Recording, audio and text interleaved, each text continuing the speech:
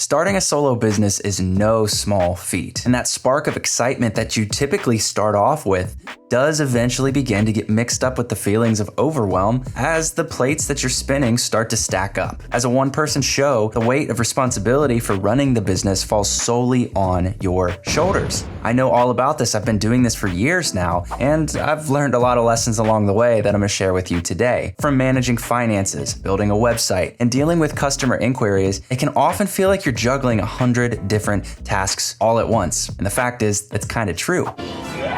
The other thing that's true is you're not alone. Stress and burnout are common pitfalls that you're going to encounter along your journey. But it's important to remember that success is entirely possible for you. And it starts with finding the motivation that helps you keep going even when it feels like the world is kind of just crashing down around you. You're not feeling so excited. You're not feeling super motivated. You're not in the mood to do whatever it is that you need to do for your business. You're staying up late. You're waking up early. You're trying to build this business. Here are a handful of tips to help you stay motivated even in the midst of stress. The first one is hold on to your passion. What caused you to start your business in the first place? Go back in your mind for a moment and think about what got you started. Were you leaving a corporate job that you didn't like? You were tired of being micromanaged by your bosses there? Did you want a more limitless earning potential? Or did you just really want to be able to work from anywhere in the world as long as you had an internet connection? These are all super common reasons why people get into business for themselves. And that's been true for me too. And going off one of my favorite books by a renowned author, Simon Sinek, he says, remember your why and use that as fuel to your flame. Hold on to that passion. The second tip is just take care of yourself. A healthy body, a healthy mind are both essential for your success. So make sure that you're taking time for self-care and prioritize your well-being. I know for me, I've not always been the best at this, but I've found that whether it be a high-intensity weight training session or a simple just walk outside, getting some fresh air, getting away from my office, from my desk for a bit. That type of self-care goes a long way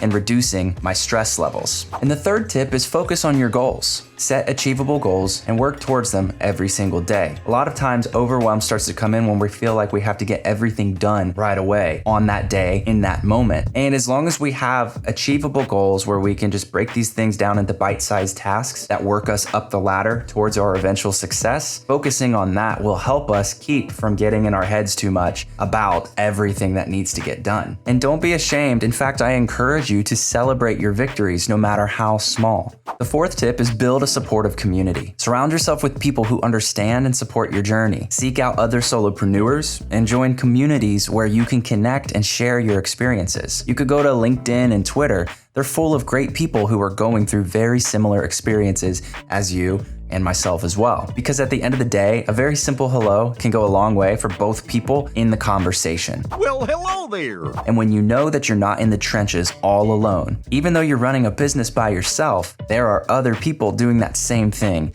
And it's just nice to have the reminder and the support that, hey, you're not alone, I'm not alone. We're all out here trying to live out our dream in real life. Now, this tip is one of my favorites, and it's the fifth one for us today. Hire a business coach. Hands down, one of the best decisions I've ever made. And all of the other business leaders and entrepreneurs that I've seen on YouTube and across the internet, they talk about how that was one of the best investments they ever made. And so I started to just think that that's just what everybody says. Oh, you should hire a business coach. But no, I took the plunge and did that. And I can't imagine as a solopreneur not having a business coach on my side. And my coach really helps me stay focused and making sure that I'm headed in the right direction, while also being the perfect sounding board to everything, whether it be new ideas that I want to get somebody's feedback on, all the way to frustrating mental blocks that I just can't seem to get over. My business coach has been huge in my success as of lately. The sixth way that you can start to reduce your stress as a solopreneur is simply developing your skills. I remember when I first started out in email marketing, I felt stress all the time. And a lot of it came from the fact that I was worried that I wasn't good enough because I was just starting out. We all have to start somewhere, right? But that makes you nervous. There's a little bit of extra stress or pressure that comes with that. So naturally, the more that I worked on projects and I talked to clients, the better I got at those things. I started to build a wider palette of skills that I had, and the depth of knowledge I had within those skill sets became greater and greater. And through that, my confidence started to shoot up and my stress levels started to lower right then and there. So if you're just starting out with something new, don't worry.